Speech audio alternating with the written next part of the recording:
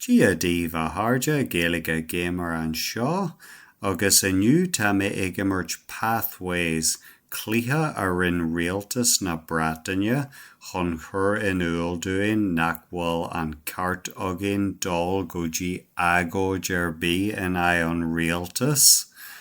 Agus mar sin tá mé ag deanú go mbeidh sé seo rud idir granmhar agus milteanna. Granmhar mar tá siad amaide agus milteanna mar tá siad olc ar ndóigh. Mar sin an gasar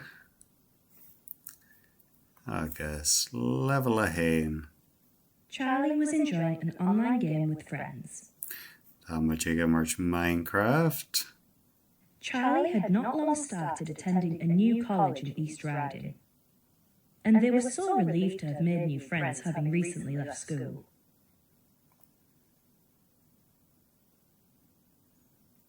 Charlie has started browsing new games and websites that some of the new friends use. Sometimes, though, the people on these websites say things that seem off, even slightly concerning. Na bí ag buintú sé just Reddit a hara. Na go ar Reddit. Someone on this website has encouraged Charlie to download a video, but Charlie is unsure.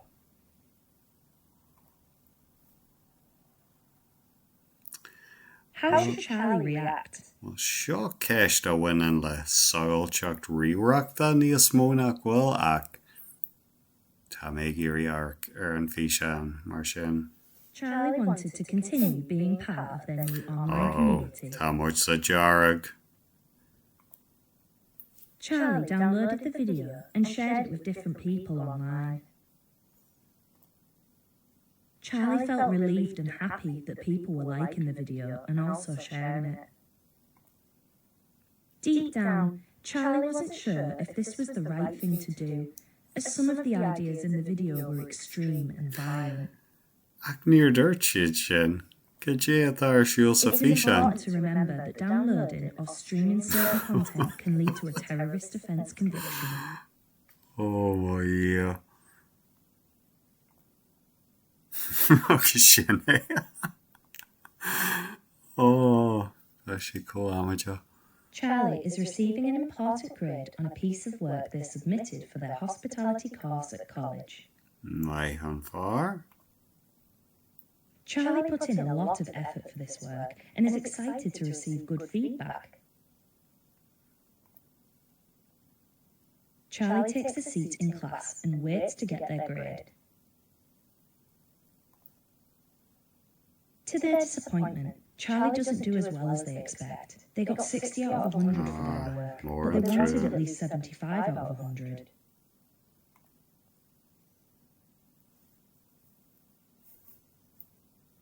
To make matters worse, somebody else got 80 out of 100. Well, níl sé sin níos lú. Person has received a job offer. Ní chóirdit a bheith ag cur tú héananig gompar eis le daoine eile sa rang.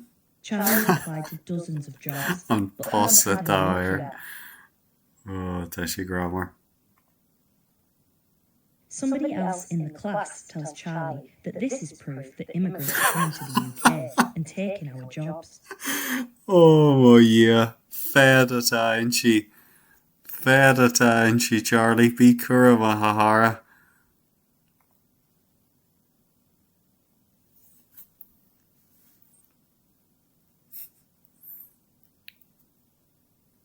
Kincha.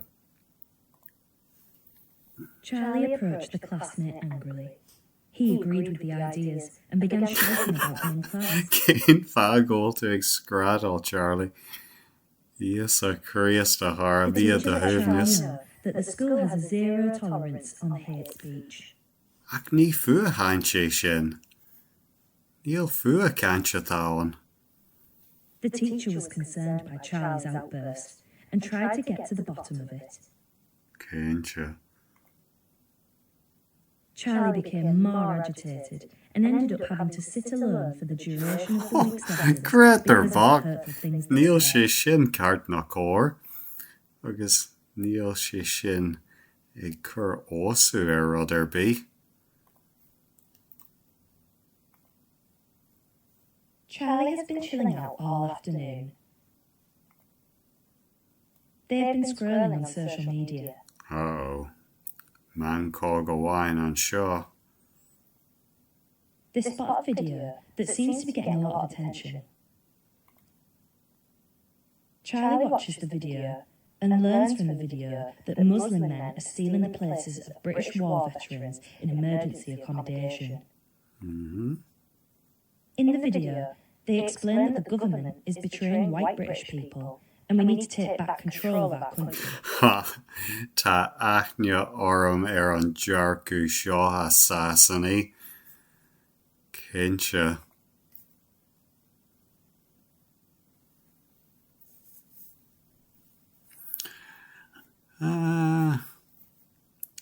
Well, John taide an hour sin an rod cartlajanu. Mar ní amadan Charlie. Der an alles atá gin caberby. Charlie wasn't sure if this video was true. But the recent other encounters made them curious. Charlie went directly to the account's website and found research papers, statistics, information about protests and more regarding the replacement of white people. They continued browsing and encountered lots of harmful groups who agree with these sentiments. Harmful groups, I can't fa. Charlie began intaking a lot of harmful ideological messages. In fact, some of the groups were actually illegal. Sean 5 assassini K I Rhiannon on Ray Kajata harmful agus Kajata illegal. Shin on 5 agus on contour chathon. Charlie has been enjoying a family dinner at home when they receive a notification from their friend. Charlie's mum makes a comment about using phones at the dinner table, but Charlie checks in anyway. Mai hon van tan cart agat a hara shin on tean rod carts of fish cleha go G shaw na be ag bunchus e jas on guhon poka. Amelia, Egam Junior. Charlie's friend, has made a video encouraging young people in Bridlington to join a political group that seeks to defend English rights. Cén fagóil sí cógláte mar seo go sé an teachtarachta dá acu le sin cógranmhar mar mac léon na hálainne gláte. Amelia encourages Charlie to join a secret group on an app Charlie hasn't heard of before. Charlie isn't sure whether to join, explore further, or ignore. Inse, a cén fagóil sé secret group tá an lochtar an rialtas mar sin.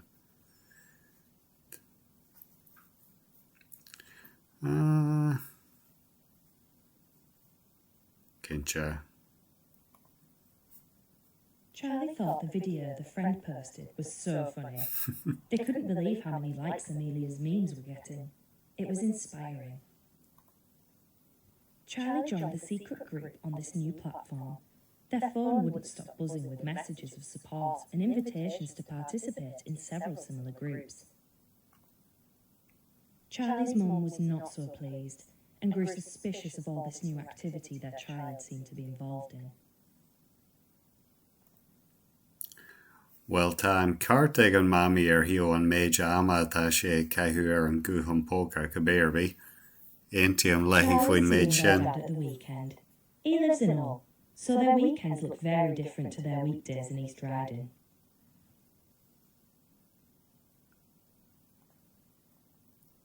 Charlie's friend Amelia immediately looked interested and told them about a protest she wished she could go to herself, but was not allowed. Amelia spoke of a gathering that had been organised by a small political group. They will come together and protest the changes that Britain has been through in the last few years and the erosion of British values. Oh, yeah, na boomy. Níl an cart agad agóide Janu and I boomy I. Cinse assassini.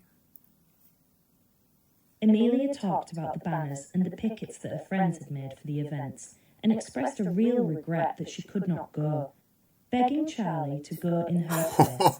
Kajia Dirch me, fed. Ban MI5 attain she Charlie. Fi Kuramahara. Charlie has nothing to do this weekend, and a protest sounded like an interesting thing to take part in.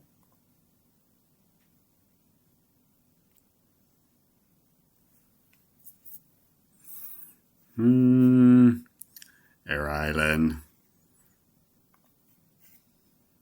Charlie decided this would be a good use of their time. Considering all the things they had seen and heard over the last few weeks, it would be good to express their feelings about it with like-minded individuals. They went home and made a banner to take with them to the protest. Brata Hinta. Charlie arrived at the protest and was swept up by the atmosphere. It was great to see so many people there. Everything was going well until Charlie almost became Napoleonian by Shaw. accident. De hempiste. Níl trudge de hempiste nervy Napoleonian. The police saw they were part of a group and took their details. Oh, wow. Níl cadogad a bhí buinte le grúpa sinné. Oh, dear Charlie soul. was frightened by this. Boscaracht police state ar fad atá.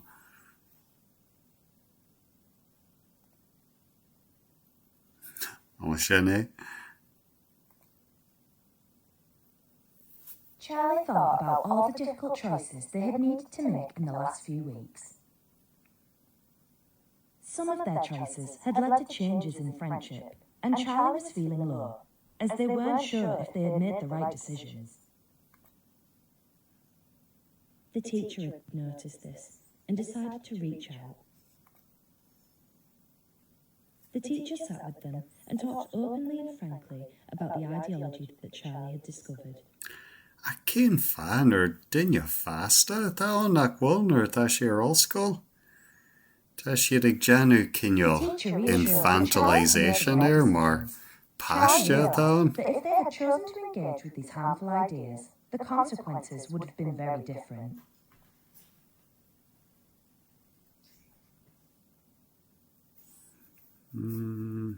Right then. Charlie accepted they may need support. Charlie Bach. Charlie's Uh-oh. teacher wasn't referral, and they were able to provide tailored support for Charlie.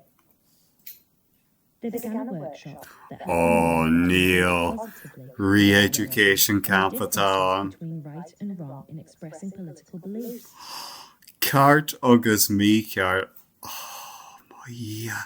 A cé a rinnean an cart agus mí ceart.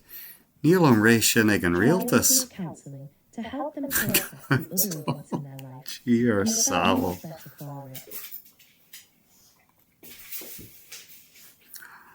Oh, sin é buchas le dia. Oh, mo yeah. Tána sasanní calcha harja. Well, mar a dúirt mé ar dus bhí sé sin rud idir granmhar agus miltena. Ach, well sin é don fís an seo go ra míle maitheo gí vas a bheith garcha harja. Amor, slán.